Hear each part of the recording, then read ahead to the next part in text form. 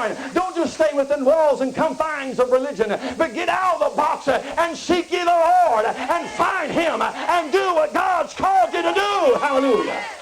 Not one time did God say for us to stay in the wall, but He said, take this gospel to all the world. 4 leprous men, they were entering at the gate.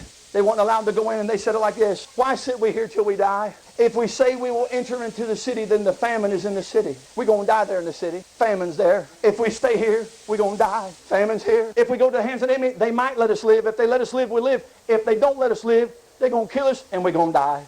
One thing they've been lasting is nothing more than a lie from the devil that's been coming to tell them God does not save, you're not saved, you're not loved, you can't do nothing. That's what the devil says. You'll never be nobody, you'll never have nothing, you'll never amount to anything. That's what the devil says.